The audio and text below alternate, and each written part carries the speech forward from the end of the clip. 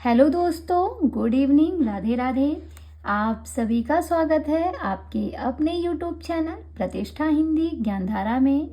तो दोस्तों, इस समय जो है हम लोग रीतिकाल को पढ़ रहे हैं और रीतिकाल के अंतर्गत अगर हम बात करें तो आज हम देखेंगे रीतिबद्ध कवियों में भिखारी दास को।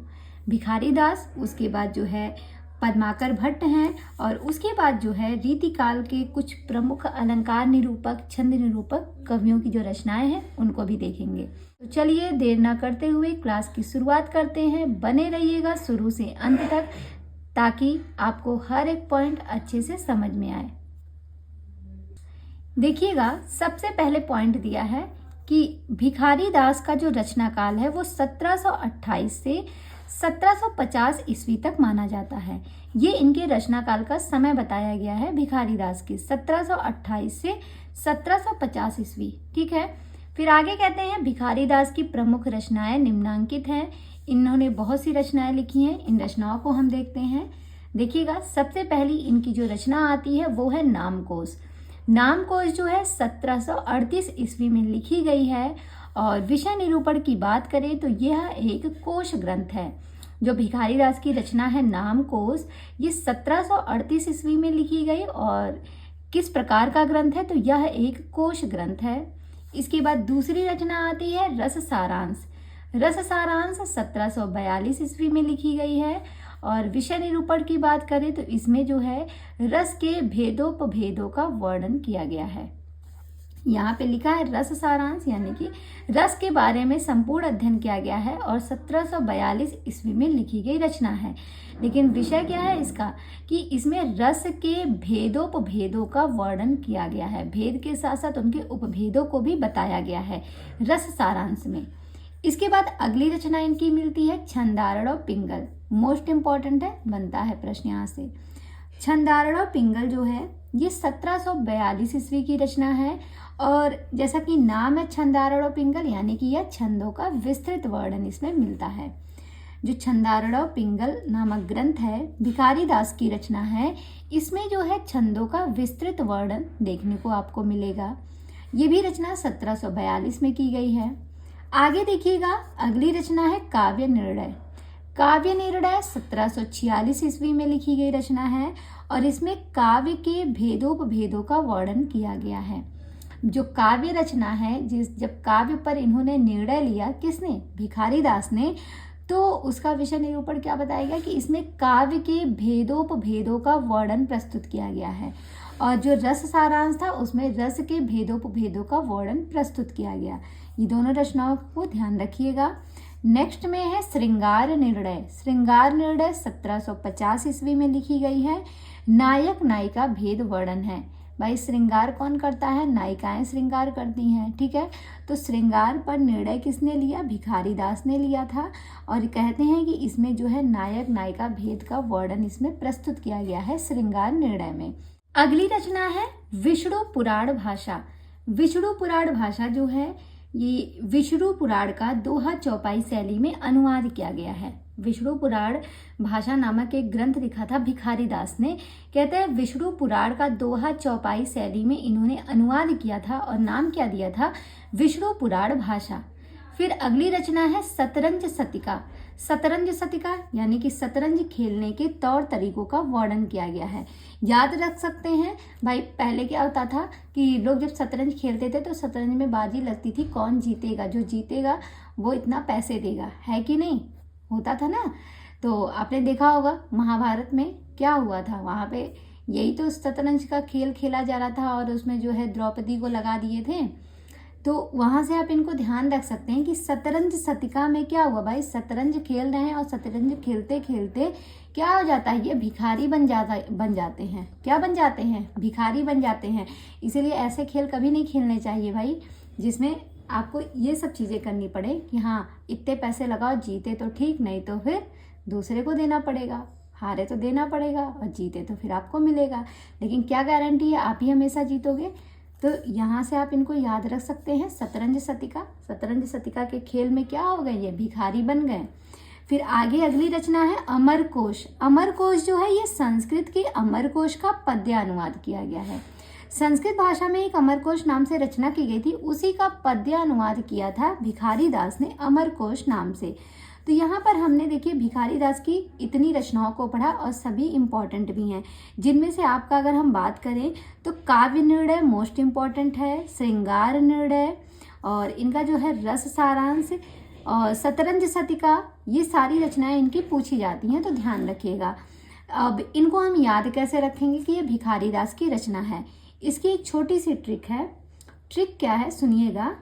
भिखारी के नाम का सारा श्रृंगार विष्णु के सर पर पिघल कर अमर हो गया। ये ट्रिक है कि भिखारी के नाम का सारा श्रृंगार विष्णु के सर पर पिघल कर अमर हो गया। अब इन्हें हम कैसे याद जोड़ेंगे, देखिए भिखारी से हो जाएगा भिखारी दास, भिखारी के नाम का, नाम से हो जाएगा नामकोश और का से हो जाएगा काव्य निर्णय। फिर है सारा, सारा से क्या हो जाएगा, सारा से हो जाएगा रस सारांश, यहाँ पे है सारा ना, तो सारा यानी कि सारांश और इससे हो जाएगा रस सारांश। श्रृंगार से हो जाएगा श्रृंगार निर्णय, विष्णु से हो जाएगा विष्णु पुराण भाषा, सर से क्या हो जाएगा, सर से हो जाएगा शतरंज शतिका, पिंगल से क्या हो जाएगा छंदारणव पिंगल और अमर हो गया, अमर से हो जाएगा अमरकोश। तो ये पूरी रचनाएं इनकी इस ट्रिक के माध्यम से आप याद कर लीजिएगा और ज़रूरत रहे तो आप बुक में ही ट्रिक को लिख लीजिए अगर आप नोट्स अलग से नहीं बना रहे हो तो।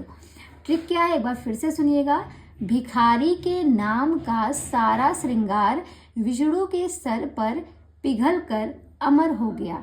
ये पूरी ट्रिक थी भिखारी दास के रचनाओं को याद करने की।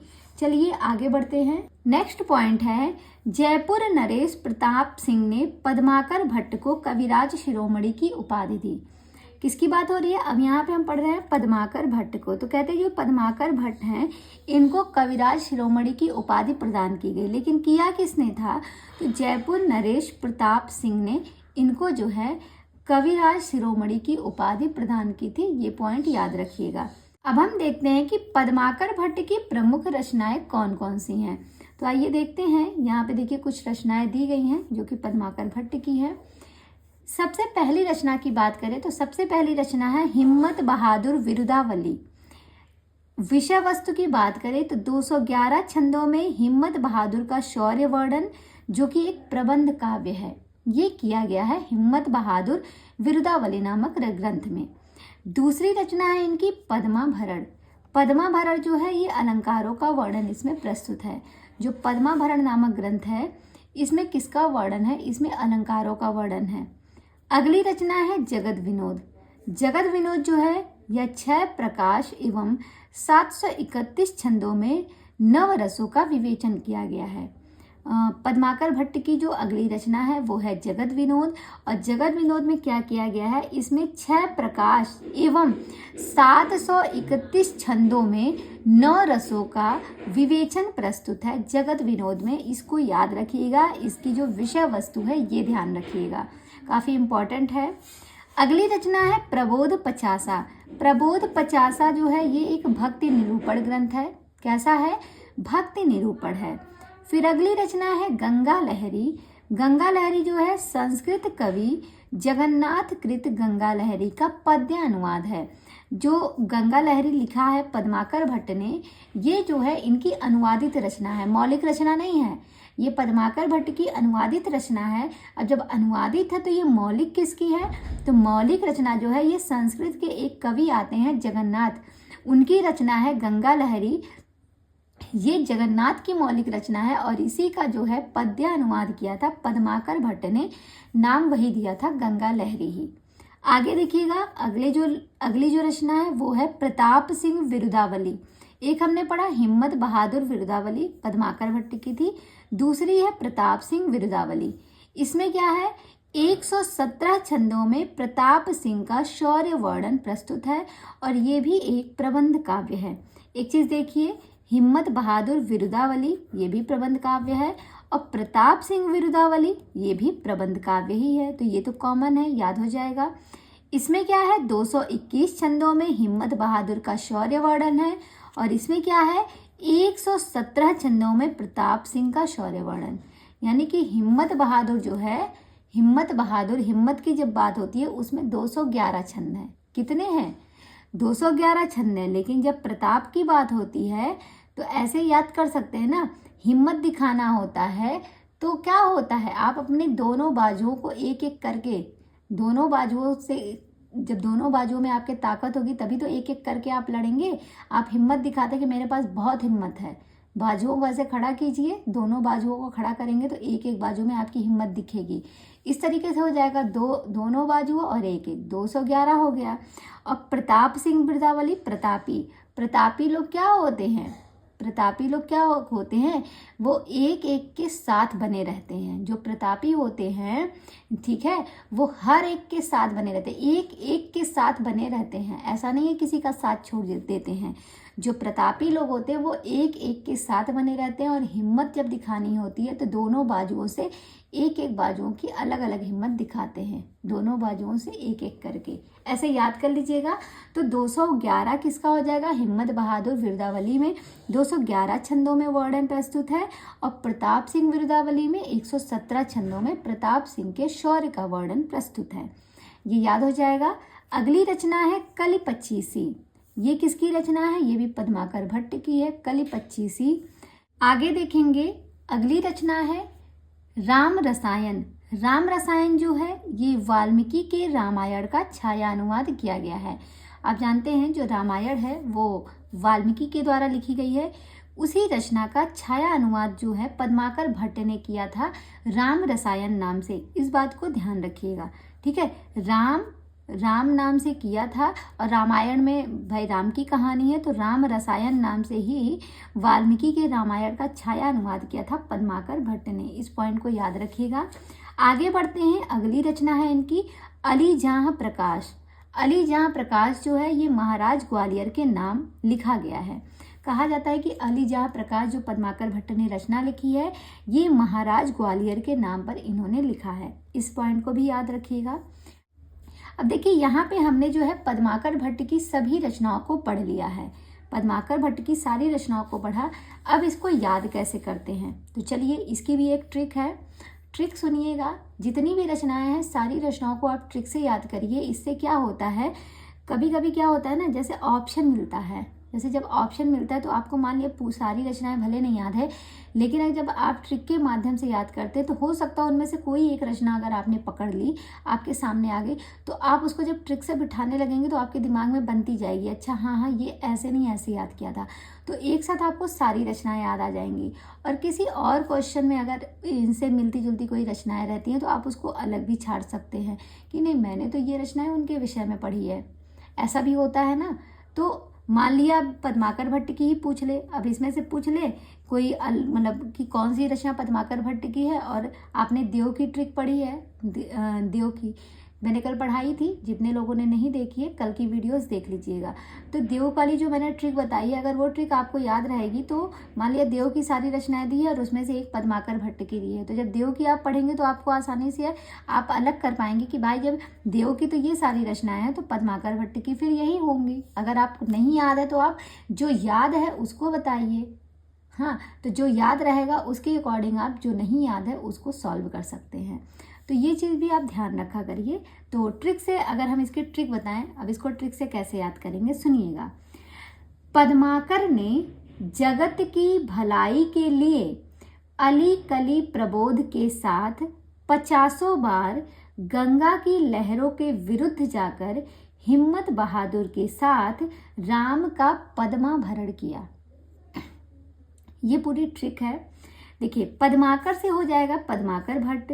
पद्माकर ने जगत की भलाई के लिए, जगत की भलाई के लिए यानी कि ये दुनिया जो है इस विश्व जगत की बात हो रही है, संसार की बात हो रही है, तो कहते हैं पद्माकर जगत की भलाई के लिए, यानी कि जगत से हो जाएगा जगत विनोद, भलाई के लिए अली कली प्रबोध के साथ, अली कली प्रबोध के साथ। तो अली से हो जाएगा अली जहाँ प्रकाश, कली से हो जाएगा कली 25, प्रबोध के साथ 50 बार, तो प्रबोध के साथ 50 बार यानी कि प्रबोध 50, प्रबोध के साथ 50 बार गंगा की लहरों, गंगा की लहरों यानी कि गंगा लहरी, गंगा की लहरों के विरुद्ध जाकर, विरुद्ध से क्या हो जाएगा प्रताप सिंह बिरदावली, ठीक है, विरुद्ध जाकर हिम्मत बहादुर के साथ, हिम्मत बहादुर से हिम्मत बहादुर विरदावली, तो दोनों विरदावली आ गई। हाँ, गंगा की लहरों के विरुद्ध जाकर हिम्मत बहादुर के साथ राम का पद्माभरण किया। राम से हो जाएगा राम रसायन, और राम का क्या किया, पद्माभरण किया। पद्माभरण से पद्माभरण की रचना हो गई। तो ये ट्रिक थी पूरी। इस ट्रिक से आप पद्माकर भट्ट की सारी रचनाओं को याद कर लेंगे। ट्रिक एक बार फिर से सुनिएगा। पद्माकर ने क्या किया, जगत की भलाई के लिए, जगत की भलाई के लिए अली कली प्रबोध के साथ 50 बार गंगा की लहरों के विरुद्ध जाकर, आप जानते हैं गंगा में जब लहरें उठती हैं समुद्र में, तो क्या उसके विरुद्ध कोई जा सकता है, उसके विपरीत जा सकता है? नहीं जा सकता है। लहरों की जो, नदी की जो लहरें होती हैं समुद्र की, वो इतनी तीव्र होती हैं कि आप उसका सामना नहीं कर सकते। लेकिन सामना कौन कर पाएगा, जो बहुत हिम्मत और प्रतापी होगा। तो ऐसे याद करिएगा कि गंगा की लहरों के विरुद्ध कौन जा रहा है, प्रतापी जा रहे हैं, और विरुद्ध जाकर हिम्मत बहादुर के साथ, हिम्मत बहादुर यानी कि बड़ी हिम्मत है उनके पास, हिम्मत बहादुर के साथ ये राम का पद्माभरण करते हैं। फिर जाते हैं राम का पद्माभरण करते हैं, यानी कि राम के मंदिर जाते हैं। याद हो जाएगा, सिंपल सी ट्रिक है। पद्माकर भट्ट की सारी रचनाएं कनेक्ट हो गई। नेक्स्ट पॉइंट है, पद्माकर भट्ट ने होली, फाग और त्योहारों का वर्णन पूरी तल्लीनता के साथ किया। कहते हैं जो पद्माकर भट्ट हैं, इन्होंने होली, फाग और त्योहारों का वर्णन पूरी तल्लीनता के साथ किया। ये भी प्रश्न कई बार पूछा गया है, ध्यान रखिएगा। आगे देखिएगा, रीतिकाल के प्रमुख अलंकार निरूपक ग्रंथ और आचार्य निम्न हैं। रीतिकाल के प्रमुख अलंकार निरूपक ग्रंथ और आचार्य निम्न हैं। सबसे पहले बात करेंगे रीतिकाल के जो अलंकार निरूपक ग्रंथ लिखे गए हैं, तो कौन कौन से आचार्य ने लिखा है अलंकार निरूपक ग्रंथ। अलंकार निरूपक कवियों की ट्रिक मैंने याद कराई है। अगर कोई भी मेरी वो वाली वीडियो नहीं देखा है आप में से, तो आप जो है रीतिकाल की जो पहली वीडियो आई है नामकरण और विभाजन वाली, उसमें आप जाइएगा, वहाँ पे आपको सारे कवियों की ट्रिक मिल जाएगी, कैसे कैसे सबको याद कराया गया है। तो चलिए यहाँ पे बात करते हैं अलंकार निरूपक ग्रंथ और उनके कवियों। तो सबसे पहले आते हैं कवि जसवंत सिंह। जसवंत सिंह की रचना है भाषाभूषण। ये मैंने आपको बताया था जब जसवंत सिंह को हम पढ़ रहे थे। जसवंत सिंह की रचना है भाषाभूषण। मतीराम की रचना है ललित ललाम अलंकार पंचासिका। मोस्ट इंपॉर्टेंट है ललित ललाम, और दूसरी है अलंकार पंचासिका। ये दोनों रचनाएं जो है मतीराम की इंपॉर्टेंट है। मतीराम की है ललित ललाम और अलंकार पंचासिका। फिर है भूषण। भूषण की है शिवराज भूषण। ये कैसा ग्रंथ है, ये अलंकार निरूपक ग्रंथ है, ये भी ध्यान रखिएगा। भूषण की बहुत सी रचनाएं हैं, लेकिन उनमें से जो शिवराज भूषण है, ये कैसी रचना है, ये अलंकार निरूपक है। और ललित ललाम याद है आपको, ये मतीराम की रचना है। मैंने बताया था कि बूंदी का लड्डू लेने जाते हैं भाव सिंह को। ये ललित ललाम किसको समर्पित किया था मतीराम ने, ये भाव सिंह को समर्पित किया था ना, ललित ललाम भाव सिंह को समर्पित किया था। और ये कहाँ पे स्थान, मतलब ये कहाँ के रहने वाले थे, बूंदी के रहने वाले थे। तो इनको जो है इन्होंने ललित ललाम जो है समर्पित किया था। इनको वही बूंदी का लड्डू जो होता है ना, तो क्या होता है, बूंदी का लड्डू जो है लेने जाते हैं और इनको हाड़े ने काट लिया। हाड़ा यानी कि हड्डा काट लेता है और इनका पूरा शरीर लाल लाल हो जाता है। ऐसे ही हमने याद किया था। और जब लाल हो जाता है तो हम अलंकार को धारण नहीं कर पाएंगे। कैसे ज्वेलरी पहनेंगे, अगर मान लिया हाथ में काटा, हाथ सूज जाएगा तो हम कंगन पहन पाएंगे, अटेगा ही नहीं। तो ऐसे ही हमने इसको याद किया था। आगे देखिएगा जो भूषण की जो रचना है शिवराज भूषण, ये अलंकार निरूपक ग्रंथ है। फिर बात करते हैं श्रीधर कवि की। तो श्रीधर कवि की भी रचना है भाषाभूषण। ध्यान रखिएगा, भाषाभूषण जसवंत सिंह की भी है और श्रीधर कवि की भी है। इसके बाद आते हैं रसिक सुमति। रसिक सुमति की है अलंकार चंद्रोदय। कौन सी रचना है, अलंकार चंद्रोदय रसिक सुमति की है। फिर है रघुनाथ, अगले जो कवि हैं वो हैं रघुनाथ। रघुनाथ की रचना है रसिक मोहन। रसिक मोहन रघुनाथ की है और रसिक सुमति की है अलंकार चंद्रोदय। फिर आगे आते हैं गोविंद कवि। गोविंद कवि की है करड़ाभरण। करड़ाभरण किसकी है, गोविंद कवि की है। फिर है दूल्ह। दूल्ह की रचना है कविकुल कंठाभरण। इसको याद रखिएगा, मोस्ट इंपॉर्टेंट है दूल्ह की। देखिए कविकुल एक आता है कविकुल कल्पतरु, वो चिंतामणि की है, और यहाँ पे है कविकुल कंठाभरण। तो आप जानते हैं जब किसी की शादी वादी होती है, जैसे कोई लड़का है उसकी शादी हो रही है, दूल्हा बना है, तो जब सुबह में कलेवा के टाइम बैठता है तो क्या होता है, लोग उसको खाना खिलाते हैं। भाई दूल्हा बने हो तो आदर सत्कार तो खूब होगा शादी में। तो क्या होता है, सब लोग सोचते हैं भाई दूल्हा ना नाराज हो, दूल्हा ना नाराज हो, नहीं तो काम बिगड़ जाएगा। तो शादी में दूल्हे की खातिरदारी कुछ ज़्यादा होती है, उसको भर भर के खिलाया जाता है, अरे भैया ले लीजिए, खा लीजिए, शरमाइए मत। हाँ, तो उसका जो है कंठ भरा रहता है, कंठ जो है खाने से भरा रहता है। किसका कंठ भरा रहता है भाई, दूल्हे का भरा रहता है। बाराती भले ना खाए लेकिन दूल्हे का पेट खाली नहीं होना चाहिए। तो दूल्हे का तो कंठ भरा है, तो याद हो जाएगा कविकुल कंठाभरण किसकी है, दूल्हा की है। बात करें ऋषिनाथ की जो रचना है अलंकार मणि मंजरी, इसको आप ऐसे याद कर सकते हैं कि मंजरी नाम की एक लड़की है, उसको अलंकार की मणि मिली थी, अलंकार वाली मणि मिली थी, और वो कहाँ पे पाई थी, एक ऋषि के पास उसको मिला था, ऐसे याद कर लीजिएगा। आगे है राम सिंह, राम सिंह की रचना है अलंकार दर्पण। तो राम सिंह जो है वो अलंकार को कहाँ पे देखते हैं, दर्पण में देखते हैं, मोस्ट इम्पॉर्टेंट है ये भी, अलंकार दर्पण। अभी इनकी और भी रचनाएं हम आगे पढ़ेंगे, पर अभी हम अलंकार निरूपक रचनाओं को पढ़ना है, तो यहाँ पे हम देखते हैं। तो राम सिंह की रचना है अलंकार दर्पण, यानी कि जो राम सिंह है ये अलंकार को दर्पण में देखते हैं। फिर है पद्माकर, पद्माकर की रचना है पद्माभरण। अभी हमने पढ़ा है ना पद्माकर भट्ट की पद्माभरण, तो पद्माकर की रचना जो पद्माभरण है ये कैसी रचना है, ये अलंकार निरूपक ग्रंथ है, याद रखिएगा अलंकार निरूपक ग्रंथ है, अभी जस्ट हमने ऊपर पढ़ा है। फिर है गिरिधर दास, गिरिधर दास की है भारती भूषण। गिरिधर दास की क्या है, इनकी जो रचना है वो है भारती भूषण। तो इसको कैसे याद रखेंगे, एक चीज इसमें ध्यान रखिएगा, ये जो भारती भूषण रचना लिखी गई है ना, इसका जो समय है वो 1833 है। समय क्या है, 1833 है। इसको लिख लीजिएगा। इसे याद कैसे करेंगे, देखिए देखिए जो भारती आती हैं वो कॉमेडी नाइट्स कपिल में आपने देखा होगा भारती, ठीक है। तो कहते हैं जो भारती है, भारती जो है भूषण, भूषण को आप बना लीजिए आभूषण। तो गिरिधर मतलब होता है कृष्ण जी, तो आप ऐसे याद कर सकते हैं कृष्ण जी के आभूषण को देखकर, देखता कौन है, भारती देखती है, और कैसे देखती है, अपनी तिरछी तिरछी नज़रों से देखती है। कह सकते हैं 18 साल की भारती जो है गिरिधर के आभूषणों को तिरछी तिरछी नज़रों से देखती है, यानी कि भारती भूषण, भारती जो है किसके आभूषणों को देखती है, तो तिरछी तिरछी नज़रों से। तो गिरिधर के जैसे होता है, लड़कियां जो हैं अगर किसी की शादी में गई हैं और किसी की ज्वेलरी उनको पसंद आती है, कोई ज्वेलरी ज़्यादा पहने रहता है, तो ऐसे एकदम तिरछी नज़रों से देखती हैं कि भाई इनके कान का कैसा है, इनके जो है गले का हार कैसा है, देखती है ना।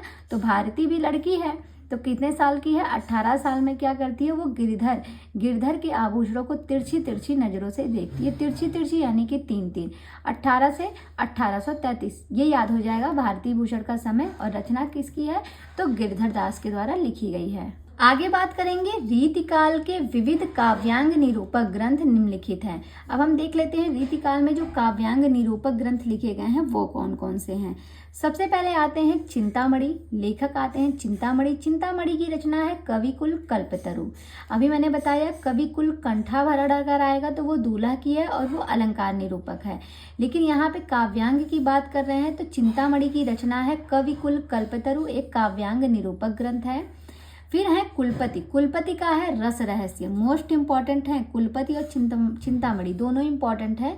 कुलपति का है रस रहस्य, तो हमारे जो कुल के पति होते हैं, यानी कि हमारे जो जैसे आपके घर के जो सबसे बड़े मेंबर होते हैं, जैसे पापा हो गए, बाबा हो गए, जो भी हो, या फिर भैया हो गए, उन्हीं के पास सारे रहस्य होते हैं। उनके रहस्य को कोई जान नहीं पाता, उन्हीं के पास सारे रहस्य होते हैं।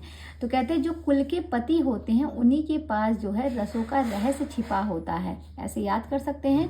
रहस्य किसके पास है, कुल के पति के पास। फिर बात करते हैं देव कवि की। देव कवि की रचना है काव्य रसायन अथवा शब्द रसायन, ये दोनों रचनाएं इनकी काव्यांग निरूपक ग्रंथ है। आगे है सुरति मिश्र। सुरति मिश्र की रचना है काव्य सिद्धांत। काव्य सिद्धांत किसकी है, सुरति मिश्र की है। आगे है कुमारमणि, इनकी रचना है रसिक रसाल। कुमारमणि की रचना है रसिक रसाल। फिर अगले हैं श्रीपति। श्रीपति की रचना है काव्य सरोज, ध्यान रखिएगा। श्रीमती की रचना क्या है, श्रीपति की रचना है काव्य सरोज। अगली रचना की अगर हम बात करें तो अगली रचना है अगले जो कवि हैं वो हैं सोमनाथ, जिन्हें हम शशिनाथ के नाम से भी जानते हैं, और इनकी जो रचना है वो है रस पीयूष निधि। सोमनाथ की रचना है रस पीयूष निधि, ध्यान रखिएगा। और इनका एक अन्य नाम और मिलता है शशिनाथ, ध्यान रखिएगा। बात करें भिखारी दास की, तो भिखारी दास की अभी हमने रचना पढ़ी है काव्य निर्णय।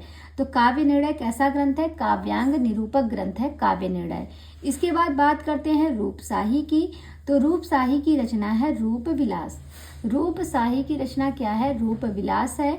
इंपॉर्टेंट है, भिखारी दास, सोमनाथ और ये रूपशाही, ये तीनों इंपॉर्टेंट है। तो रूपशाही की रचना है रूप विलास, काव्यांग निरूपक है। अगले हैं जनराज। जनराज की रचना है कविता रस विनोद। जनराज जो है इनकी रचना है कविता रस विनोद। नेक्स्ट में देखिएगा, अगले जो हैं वो हैं जगत सिंह। जगत सिंह की रचना है साहित्य सुधा निधि। तो साहित्य सुधा निधि जगत सिंह की है।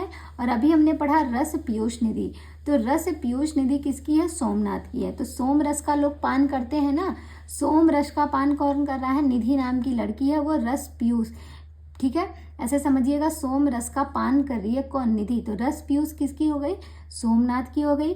और यहाँ पे है साहित्य सुधा निधि, ठीक है, साहित्य सुधा निधि। सुधा और निधि जो है साहित्य जगत में जो है सिंह के साथ रहती हैं, ऐसे जोड़ सकते हैं जगत। हाँ, सुधा और निधि जो है इस जगत में साहित्य पढ़ते हैं, ऐसे याद कर लीजिएगा।